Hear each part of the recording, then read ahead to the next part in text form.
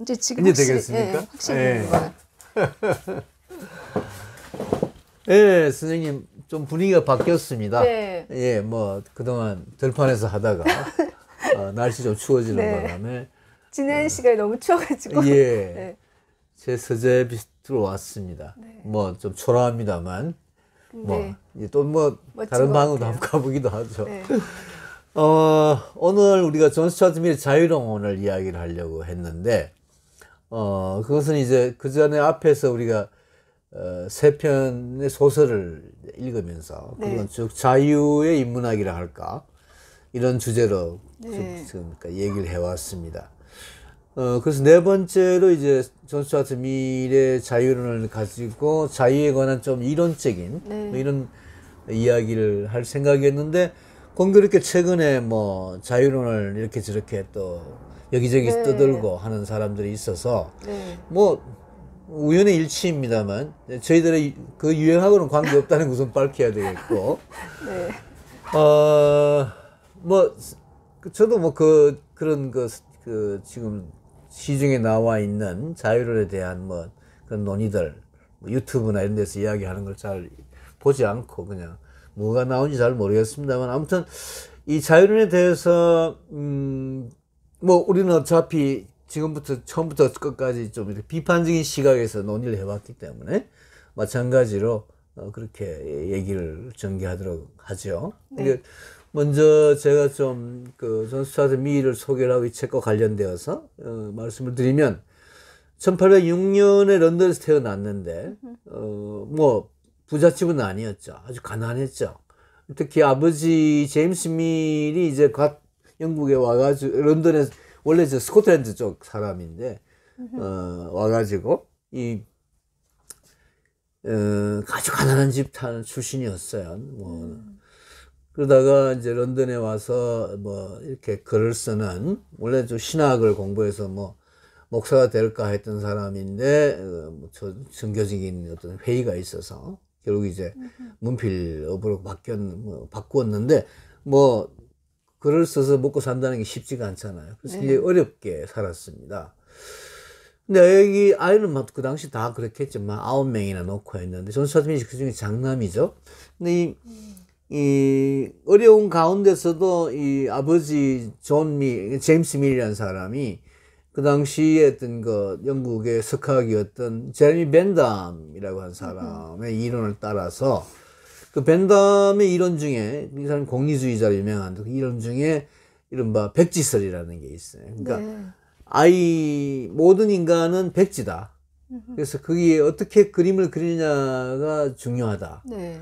그러니까 뭐 우리는 보통 뭐 이 유전이라든가 이런 이야기를 하지만 여기서는 이 공리주의에서는 그런 이야기를 하지 않는 거죠. 그러니까 교육에 의해 가지고 네. 뭐 천재도 되고 바보도 된다. 이렇게 주장하는 학설을 이제 이 아버지가 제임스 밀이 따라서 아들에게 이제 그런 교육을 시키는 네. 거죠. 그래서 3살 때 그리스어를 가르치고 네. 뭐 고등 수학 뭐 거의 뭐 모든 그 그리스 고전 같은 걸 가르치고 8살에 라틴어를 가르쳐서 라틴어는 엄청 어렵거든요. 그럼 또 그리스 로마 시대의 고전들을 다 섭렵하게 하고 네. 이미 10대 와가지고 뭐 보통 뭐 성인보다 훨씬 더 지적인 그런 인간으로 이제 성장을 하죠.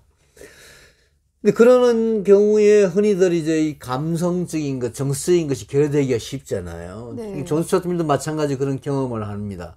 그래서 20대, 20살 정도의 이제 그런 정신적인 위기를 겪으면서 이제 그때 시도 읽게 되고 뭐 여러 가지 감정적인 정서인 그런 좀 보충을 해서 이제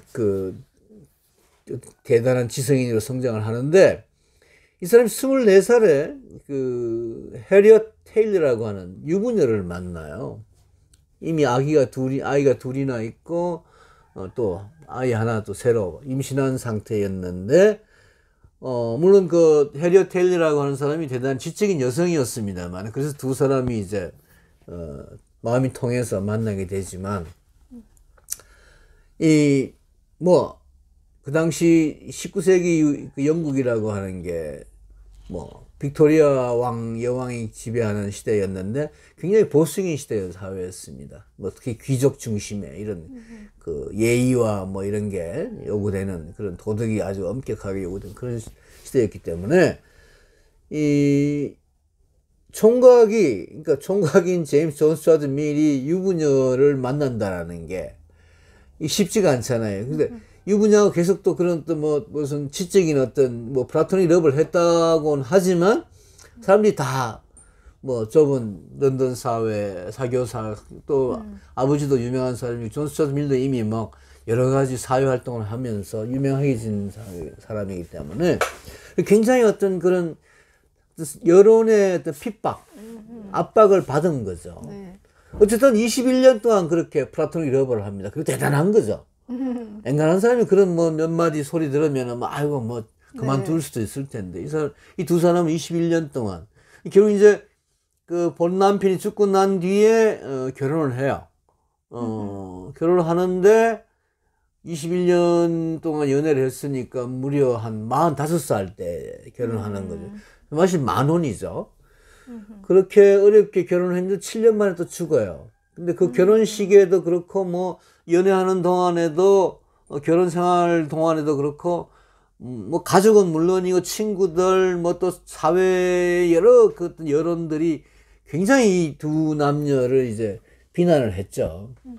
그 존 스튜어트 밀 자신이 그런 아니 내가 무슨 뭐 아주 순수하게 지적인 교류만 하고 또 남편도 그걸 용인했고 또 뭐 도덕적으로 아무 문제가 없는데 왜 이렇게 나한테 그러느냐 내가 무슨 남에게 해를 끼치지도 않았는데 왜 그러느냐라는 식으로 이제 생각을 했겠죠. 근데 그런 것이 기초가 되어서 그 당시 이 19세기 후반 영국 사회가 민주주의, 자본주의 뭐 이런 게 이제 쭉 진행되는 과정에서 생겨난 엄청난 그런 대중민주주의, 대중화, 그리고 또 획일화, 뭐 이런 어떤 현상 속에서 이 소수의 의견이 다수에 의해서 억압되고, 또 소수의 어떤 인권이 다수의 어떤 횡포에 의해 가지고 무시되는, 자기 자신도 그런 경험을 했습니다만, 또 다른 사람들도 그런 일반적인 그런 경험들이 이제 쭉 그 사회의 문제점으로 드러나니까, 자, 우리가 어떤 그냥 뭐, 일반적으로 말하는 자유의 의미를 다시 한번 생각해 보자. 그렇게 생각해서 이 자유론이라는 책을 쓰게 된 거죠. 그래서 이 해리엇 테일러가 1858년에 죽고, 죽기 전에 이미 그 두 사람 다 이런 경험을 같이 공유했기 때문에 공저를 했습니다. 같이 썼죠. 네. 뭐, 존 스튜어트 밀은 아주 초기 작품을 제외하고 이 대부분 해리엇 테일러를 만나고 난 뒤에 작품은 다 공저라고 얘기를 하는데, 아무튼 이 사람이 그러니까 그 부인이 죽고 난 뒤에 1년 만에 1859년에 이제 이 책을 발간을 하는 거죠. 저술은 이미 그 전에 되었고, 그러니까 1859년이면 19세기가 막 19세기 후반이 이제 들어설 때인데, 지금부터 그러니까 1859년이니까 뭐 역시 한 150년 전의 책이죠. 근데 뭐 지금 읽어도 대단히 현대적인 그런 뭐 문제점, 우리도 그런 문제점을 안고 있으니까, 네. 뭐 그렇게 그런 점에서 우리가 이 책을 한번 검토해 볼 필요가 있지 않나라고 생각해서 선택을 했습니다. 선생님 읽고 나셔서 어떻게? 저는 이제 일단 이거를 네. 선생님 조금 더 땡기셔야 네. 돼요. 네. 제가 이거 사러 가서 네, 교보문고 뒤로 가셔가지고 안 돼. 앞으로 좀 오셔야 돼요. 네. 예. 그게 나아. 네. 그 정도? 네. 예. 이걸 사러 가서 이제 예. 이게 번역 교수님이라서 깜짝 놀란 거. 예. 네. 그거 사실 그 전에 모르고 제가 예. 이걸 정했어가지고. 예. 사실 제가 이제 요즘 시점에 제일 너무 읽고 싶었던 책이거든요. 그때마다 읽고 싶은 책이 있잖아요. 제가 그 전에 발췌문으로는 네네. 여기저기 예. 이렇게 봤지만, 이 전체적으로 이제 욕망이 생긴 거. 예. 그러니까 우리가 뭐 내가 지금 칼슘이 부족하구나 뭐 이런 거 있지. 그때 이렇게 뭐 그런 음식이 먹고 싶어지는 것처럼. 그래서 책을 안 읽어도 대충 제가 이제 감이 잡히는 게 있었어요. 이게 아마 이런 걸 말할 것이다 라고 생각했던 그것에 이제 사실은 더 기대치보다 더 이제 충족해서 만족시켜준 네, 예. 그 부족한 영양분을 예. 그런 책이 와서 예. 저는 이제 되게 정말 기쁘게 재밌게 이제 그렇게 읽었었거든요. 예. 교수님의 해설과 더불어서 예. 네. 그러니까 제가 자꾸 에? 나이를 얘기해서 좀 죄송합니다만 아니 괜찮습니다. 이제 말씀. 예. 이것도 그 미리 한 50대에 쓴 거더라고요. 그렇죠. 네. 근데 저도 지금 50대라서 그런지 53세. 예. 어느 정도 이제 그 거의 저랑 나이가 똑같은 나이까지 밝히고 그러니까 인생을 좀 살아봤고 유년기 뭐 이렇게 다 지나서 살아봤고 그 다음에 사회도 경험했잖아요. 네네. 그리고 사회와 개인의 관계 이런 것도 이제 어느 정도 경험했고 그랬을 때 그 이제 대충 인간에게 이런 게 필요해. 그렇게 확신이 드는 게 있잖아요. 근데 저도 이렇게 뭔가 자유론에서 말하는 이런 식의 자유가 이제 필요하다는 것이 과거에는 그냥 막연하게 이제 생각했다면은 예. 이제 50쯤 되니까 이것이 정말 필요하구나. 인간은 이런 자유의 어떤 물을 먹고 자라야 된다는 것에 대한 확신 같은 게 좀 생기는 것 같아요. 이거 좀 위험한 발언인가? 아니 괜찮습니다. 예. 그래서 예. 거기에 대해서 좀 자세하게 이제 알고 싶은 거예요. 그게 우리가 사실 자유민주주의 국가에 사니까 어느 정도는 그런 분위기 속에 있지만 그게 어느 정도까지 우리에게 허용되어 있고 이 체제 자체가 또 그런 체제니까 이제 그런 것에 대해서 좀 구체적인 그 인식을 갖고 싶다 이런 생각이 들었는데요. 가장 인상적이었던 거는 사상과 토론의 자유. 네, 그 부분을 읽으면서 울 뻔했다 그러면 좀 그렇지만 너무 이렇게 그러니까 그 기뻤다고 해야 되나요? 그 내가 막연하게 생각했던 어떤 지점들을 이렇게 그렇게 150년 전에 예. 이미 이렇게 명문화해서 쓴 사람이 있었구나. 그런 이제 발견이 좀 있었고요. 그 다음에 그 뒤에 나오는 뭐 individuality, 개별성, 개성 이런 것들은 뭐 약간 상식화되어 있는 거지만 그래도 더 급진적으로 이제 주장되고 있잖아요. 그래서 하여튼 저한테는 이 시기에 2020년 지금 몇 월인가요? 11월에 꼭 예. 필요한 예. 나를 너무나 이렇게 만족시켜준 행복하게 해준 그런 책이었던 것 같아요. 네. 뭐 스님 말씀이 이제 이 책이 조금 더 책 내용을 가지고 얘기를 하고 난 뒤에 우리 이 책의 뭐 한계라 그럴까 이런 걸 좀 얘기를 하도록 하죠. 네. 스님이 굉장히 감동하셨다고 하는 부분들, 특히 이제 그 존 스튜어트 미 자유론이 대충 한 5개 챕터, 5교장으로 이루어져 있는데, 뭐 간단합니다. 원리는. 그러니까 그 책 내 구성은, 자유란 무엇인가? 이 사람 내가 어떤 자유를 말할 것인가? 네. 근데 존 스튜어트 밀이 말하는 자유는 우리가 흔히 말하는, 뭐, 자유. 물론 뭐 자유란 말은 사람에 따라서 각각 다릅니다만, 가령, 자유주의는 공산주의의 반대다라고 할 때에, 물론 그 말도 뭐 전혀 틀린 말은 아니지만, 공산주의 또는 공산당과 반대되는 어떤 자유, 뭐 공산당 반대는 자유당과 옛날 그 우리 초대 뭐 이승만 정권을 생각할 네. 수 있기 그거하고 좀 다르게 네. 아무튼 이 반공의 반대로서 자유라는 의미가 우리한테 굉장히 좀 부각이 돼 있어요. 우리 역사상.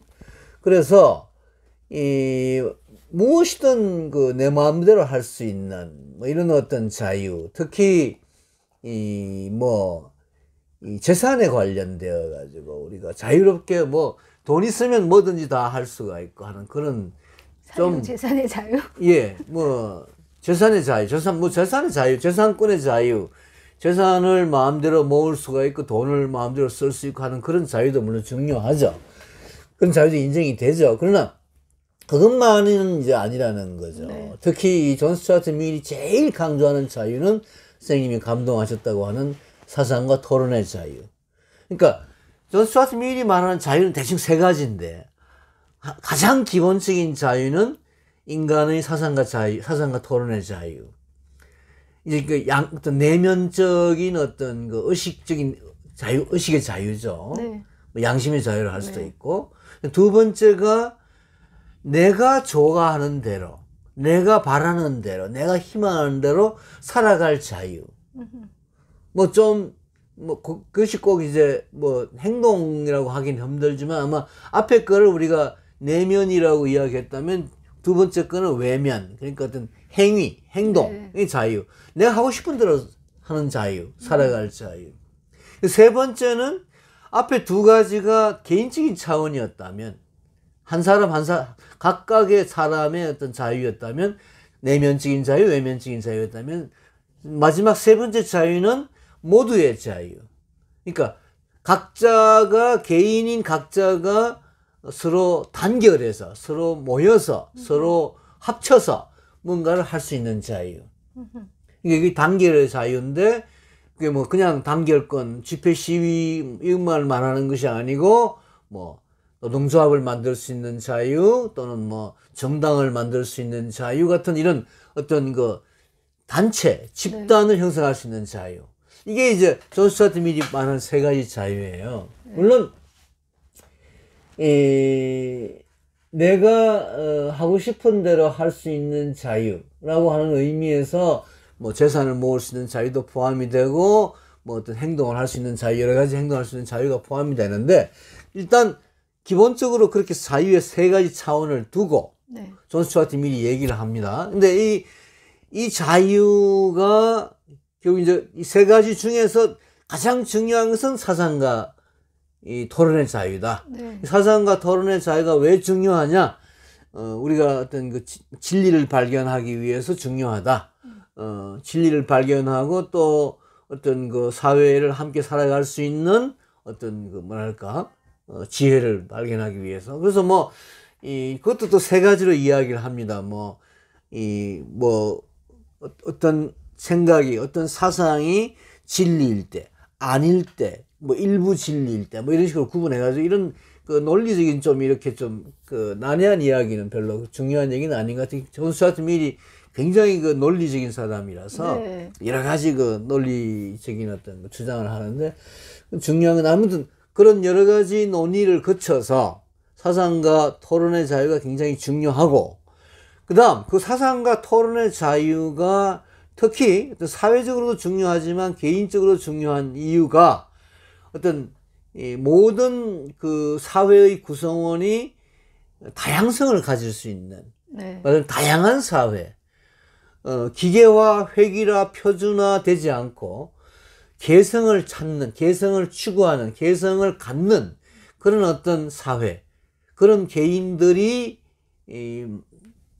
존재하는 사회, 그 사회가 이상적인 사회라고 존 스튜어트는 생각하기 때문에 그런 다양성을 해치는, 그러니까 자유를 해친다라고 하는 것은 그런 다양성을 해치는 것이기 때문에 옳지 않다. 이렇게 이제 주장하는 게 네. 이 책의 맥락이 그 밖에 여러 가지 사례도 이야기하고 실질적인 것도 얘기를 하는데, 근데 우리는 당장 이 문제와 관련되어 가지고 현실적으로 사실은 예를 들어 사상의 자유라고 하는 것은 존 스튜어트 밀이 주장한 사상의 자유라고 하는 것은 우리 헌법에 기본권으로 규정이 되어 있지 않습니다. 사상의 자유라고 하는 게.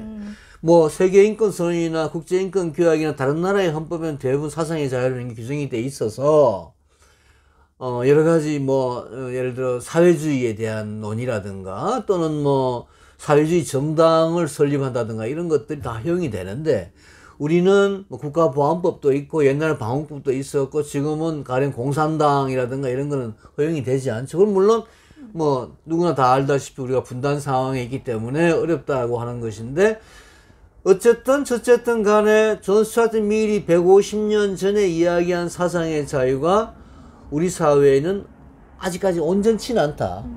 그렇죠. 그게 이제 문제점이 하나 네. 볼 수가 있고 또 하나는 이제 행동의 자유. 어떤 외면의 행동의 자유, 뭐 취향의 자유, 뭐 기호의 자유 이런 것들을 우리가 두 번째 자유의 측면에서 얘기하는데 그 경우에도 예를 들어 뭐 지금 동성애 문제가 사회적으로 이슈가 되고 있습니다만은 뭐 사실 이 성적 취향 바로 이제 존 스튜어트 밀이 말하는 취향과 기호의 자유를 말하는 거죠. 내가 살고 싶은 대로 사는, 내가 사랑하고 싶은 대로 사랑하는. 존 스튜어트 밀 자신이 자기 나름으로는 그것이 자기가 추구할 수 있는 최선의 사랑이었는데 비록 사랑하는 대상이 유부녀였지만 우리가 무슨 육체적인 관계를 갖는 것도 아니고 불륜에 있는 것도 아니고 정신적인 플라토닉 러브를 했다. 뭐 그런 식의 그건 가능하지 않느냐. 뭐 이런 주장과 마찬가지로 지금 문제가 되고 있는 동성애라든가 또는 기타 여러 가지 뭐 좀 일반적인 그러니까 보편적인 취향과 다른 어떤 소수자의 입장에서 취향이나 기호를 추구하는 경우에 네. 이것이 과연 사회적으로 비난되거나 억압되어서는 되느냐 하는 그런 문제가 또 있는 것이죠. 세 번째, 이 단결의 자유 같은 경우도 우리 사회는 아직까지 이 단결의 자유, 특히 노동조합의 자유 같은 것은 이미 존 스튜어트 밀 같은 경우 영국에서는 뭐 존 스튜어트 밀 자신의 시대에 150년 전에 노동조합의 자유라는 것이 인정이 되고 그러니까 노동당이라는 게 이제 만들어지고 하는 그런 어떤 시대였는데 우리의 경우는 뭐 정당의 자유에 대해서 사상의 자유와 관련돼서 한계가 있을 뿐만 아니라 노동조합을 만들 수 있는 자유라고 하는 것도 존 스튜어트 밀이 자유를 제기한 차원보다도 좀 덜, 좀 못한 네. 노동조합의 여러 가지 어떤 그 자유의 제한이 있기 때문에 이런 문제가 발생하고 있는 것이죠. 또 이게 토론의 자유와 관련되어서도 뭐 예를 들어 뭐 언론 출판의 자유 같은 거 이런 표현권의 문제가 있는데 그런 경우도 집회 결사와 마찬가지 이런 것 경우도 여러 가지 뭐 좀 아직까지 한계가 있는. 그래서 존 스튜어트 밀이 자유론에서 말한 세 가지 자유의 내용 그리고 그 자유론에 이제 존 스튜어트 밀이 결국 이제 이런 문제점을 자유에 대한 문제점을 얘기하면서 하나의 원칙 무엇이 자유고 자유를 제한하는 근거는 무엇이냐 하는 게 딱 한 가지 이야기를 합니다. 이른바 내가 남에게 피해를 끼치지 않는 한 나의 자유를 인정해 달라. 물론 남에게 피해를 끼치면 인간이 고유하게 가지고 있는 자기 보호의 어떤 본능, 그러니까 그 자기 보호라고 하는 것을 해치지 않는 한 아무에게도 해가 되지 않고 내가 내 생각을 하고 또 내가 좋아하는 남에게 해가 되지 않는 그런 것이라면 그게 동성애든 뭐 또 그게 내가 생각하는 것이 뭐 사회주의적인 것이든 그런 것은 인정하는 것이 옳지 않느냐라고 하는 게 존 스튜어트 밀의 자유론의 입장에서 본 우리 시대의 문제점이라고 할 수가 있는데 자, 이건 사실은 뭐 자유론을 그렇게 원칙적인 측면에서만 볼 수 있느냐 여러 가지 논의가 가능하고 현실적으로 또 우리 사회의 어떤 분단 문제라든가 뭐 이런 것과 관련되어서도 논의가 될 수 있다고 저는 생각을 합니다만 역시 가장 중요한 문제는 결국 존 스튜어트 밀 자유론에서 처음부터 끝까지 주장하는 것은 다양성입니다. 개성의 존중입니다. 근데 그것만큼 지금 우리가 결여되고 있는 우리 사회만큼 이 뭐라고 할까 획일화나 어떤 그 뭐랄까 뭐 어떤 몰이 사회 뭐 하나가 유행하면은 막 그 유행에 따라가고 아까 자유론 얘기하는 최근의 유행과 우리는 전혀 관계없다고 말드렸습니다만 뭐 패션 뭐 유행이 이게 너무 심하잖아요. 그리고 뭐 누가 뭐라고 얘기하면 막 거기에 대해서 막 그래서 그와 다른 주장을 하게 되면 막 그 좀 멸시한다든가 막 압박하는 그런 경향도 많이 생기고 있잖아요. 또 특히 우리 교육 얼마나 몰개성적인 교육입니까?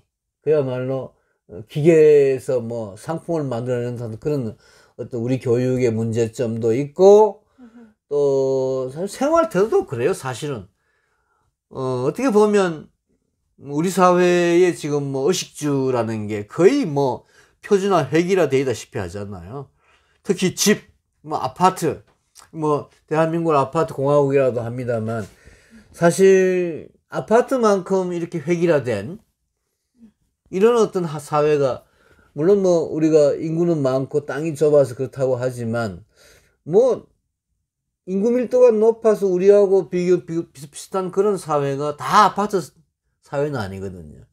그러니까 좀 좁지만 개성 있는 집을 지어서 사는 그런 어떤 뭐 삶의 형태 같은 것도 중요하다고 저는 생각을 하는데 마찬가지로 의식주 글쎄 뭐 예를 들어 먹는데도 뭐 자기 개성이 있을 수가 있고 채식주의도 있을 수가 있고 뭐 여러 가지 자기가 좋아하는 기호식품도 있을 수가 있잖아요. 그거를 먹을 수 있는 어떤 자유?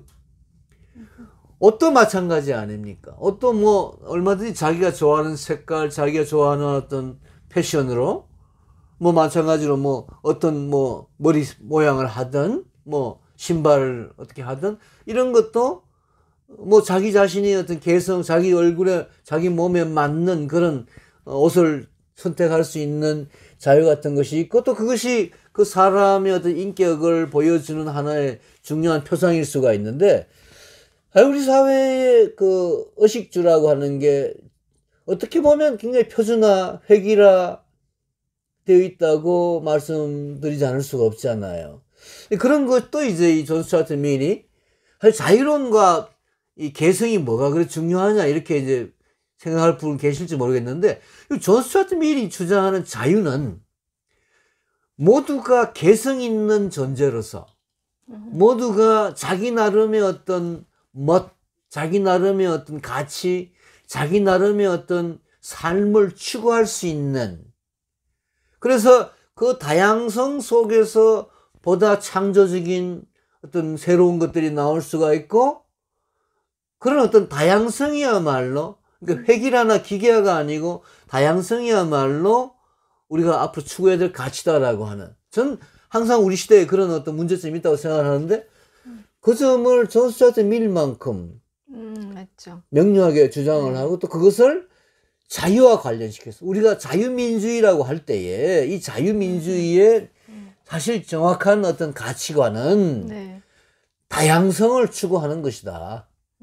그런 점에서 우리 사회가 너무나 획일화되어 있다는 것을 반성할 필요가 있고 그 다양성을 죽이는 가장 큰 요인으로서의 자유의 억압.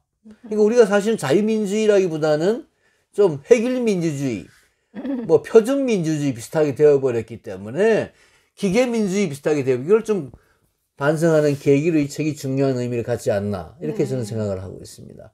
네. 제가 계속 안 나오네. 왜요?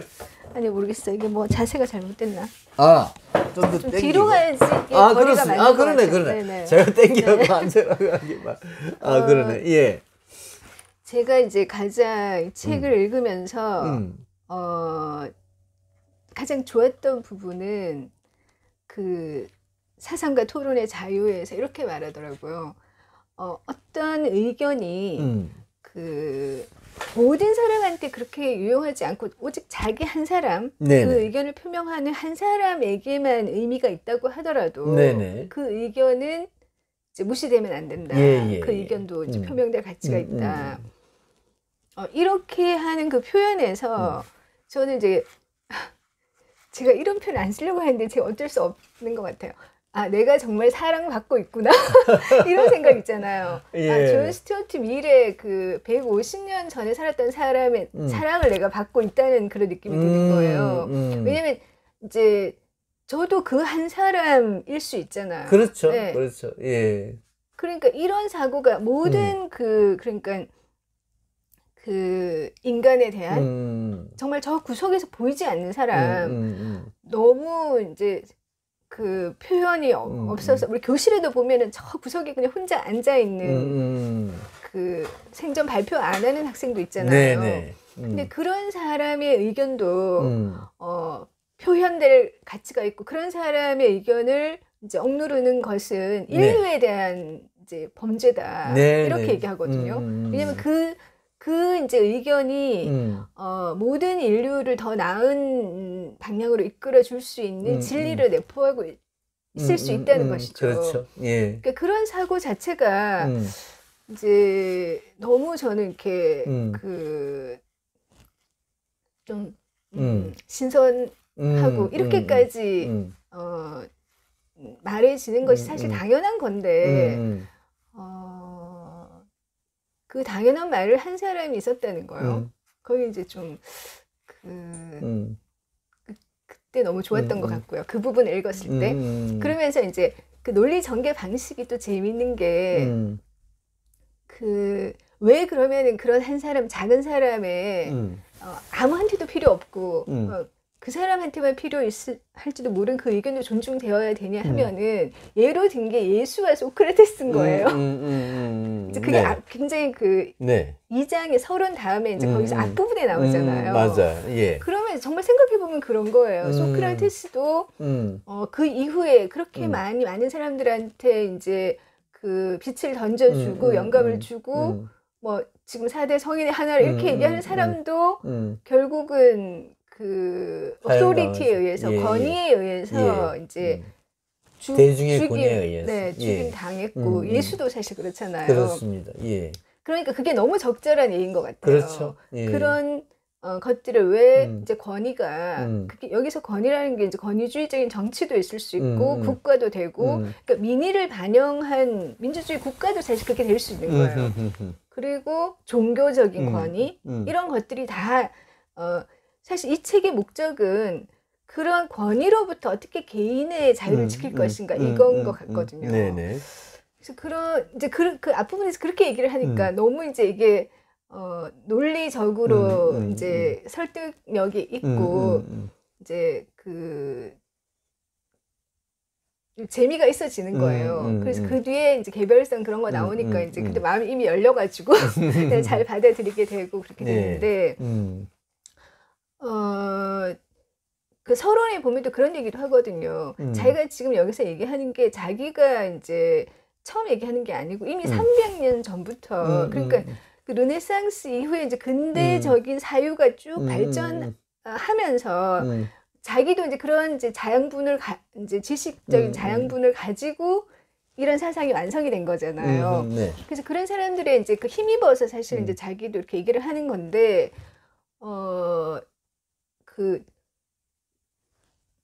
그러니까 절대적이고도 완전한 자유, 개인이라는 것은 그런 것을 누려야 될 가치가 있다라는 주장이 이처럼 명료하고 자신감 있게 피력된 책이 그 이후에 있었는지 모르겠어요. 제가 책을 안 읽으니까. 그렇지만 그 어떤 완벽한 원형이 좀 여기 사상으로서 이렇게 보존돼 있지 않을까 이런 생각이 들었고요. 이제 그렇게 되게 된 원인으로 아마 부인의 영향도 있었을 것 같아요. 이게 정말 남자 혼자서 생각을 했으면은 이렇게까지 나를 이렇게 감동시킬 정도까지 섬세하게 이게 조율이 됐을까? 아하. 왜냐면 여자는 아무래도 좀 이렇게 종속된 있죠. 여성의 종속 뭐 이런 제목에서부터 시작해서 미치다 보니까 이제 그런 것들에 대한 그 구석구석 조율이 잘 돼서 이제 글을 쓸 수도 있다는, 그러니까 이게 합작이니까요. 그렇죠. 그야말로 이제 한 사람 그러니까 토론의 결과인 거죠. 네, 그렇죠. 토론의 힘을 또 보여주는 그런 책이 될 수 있었던 것 같고요. 그다음에